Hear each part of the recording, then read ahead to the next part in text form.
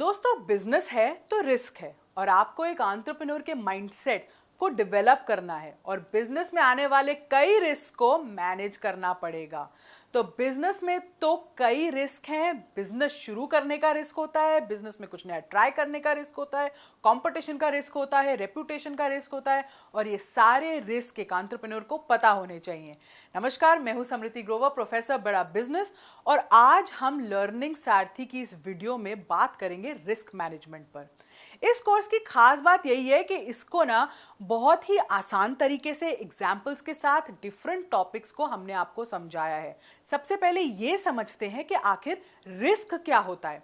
Risk यानी जोखिम, जो कहीं भी हो सकता है। आपके घर से लेकर दफ्तर तक, सड़क पे भी रिस्क हो सकता है, खेलने से लेकर काम की जगह पर भी रिस्क हो सकता है।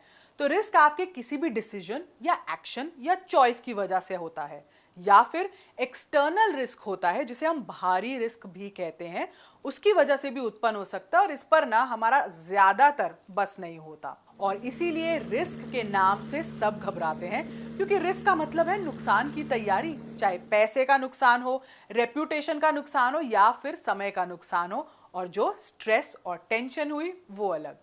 तो बिजनेस के लिहाज से बात करें तो अगर आपका पैकेजिंग का बिजनेस है, जिसके लिए आपने अपने ऑफिस में एक मेन मशीन तैयार की है, लगाई हुई है, लेकिन अचानक उसमें कुछ खराबी आने लगती है और उसकी वजह से पूरा काम रुक जाता है और आप पैकेजिंग का ऑर्डर टाइम पे पूरा नहीं कर पाते, जिसकी वजह से ऑपरेशनल रिस्क, रेप्यूटेशनल रिस्क आ जाता है।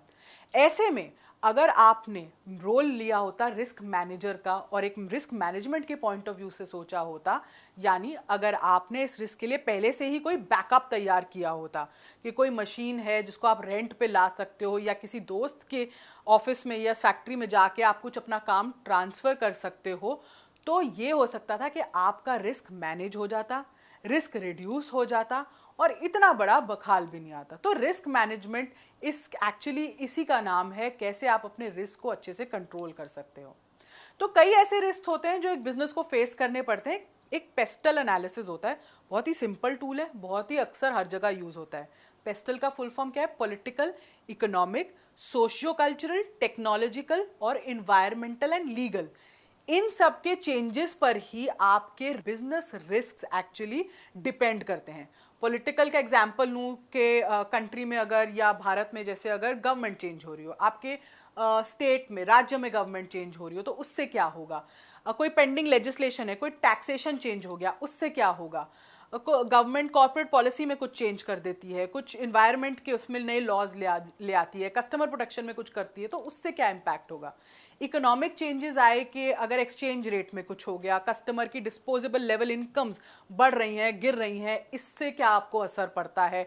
अनएम्प्लॉयमेंट रेट कैसा चल रहा है, स्किल्ड वर्कफोर्स कहाँ से मिलेगी। तो ये जब सब एनालिसिस आप करते हैं ना, तो आपको क्या होता है, इससे काफ़ी फायदे होते हैं। आपको बिजनेस अपॉर्चुनिटीज़ ढूंढने में आसानी होती है, आप देख सकते हो कहाँ पे अपॉर्चुनिटी और कहाँ पे थ्रेट है। ये एक डायरेक्शन दिखाता है आपको कि चेंज कहाँ हो रहा है बिजनेस में, आपको चेंज कहाँ लाना है, आपको अपने बिजनेस को का रुख कब और कैसे मोड़ना है। और अगर कोई नए प्रोजेक्ट्स आप शुरू कर रहे हैं तो क्या उन्हें करना चाहिए, क्योंकि फेलियर की तरफ आप नहीं बढ़ सकते। तो रिस्क मैनेजमेंट के अपने इस कोर्स में हमने आपको 16 तरह के रिस्क के बारे में बताया है और इन रिस्क से आप कैसे बच सकते हैं, वो भी स्ट्रैटेजीज और प्लान्स हमने आपको उन वीडियोस में दी हैं। कौन कौन से रिस्क हमने कवर किए हैं? Economic risk, financial risk, stock market risk, interest rate risk, liquidity risk, credit risk, currency risk या फॉरेन इन्वेस्टमेंट का risk, asset back risk, operational risk क्या होते हैं, स्ट्रेटेजी से रिलेटेड रिस्क क्या होते हैं, कंप्लायंस लीगल रिस्क क्या हो सकते हैं, टेक्नोलॉजी, सिक्योरिटी, फ्रॉड से रिलेटेड रिस्क क्या होते हैं, रेप्यूटेशन रिस्क क्या हो सकता है, कंपटीशन से क्या रिस्क आता है, पॉलिटिकल क्या रिस्क होता है, मार्केटिंग के क्या रिस्क होते हैं।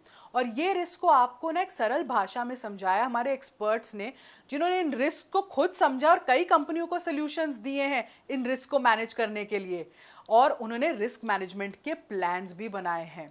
तो ये एक ऐसा टॉपिक है जिसे ध्यान से समझना है और आपको समझ आना भी चाहिए, क्योंकि बिजनेस में करनी है अगर कोई बड़ी अर्निंग, तो रिस्क को मैनेज करना इज एन इम्पॉर्टेंट लर्निंग। तो इस लर्निंग को कंटिन्यूड रखिएगा। इस वीडियो को देखने के लिए और हमारे साथ हमेशा बने रहने के लिए आपका बहुत बहुत धन्यवाद।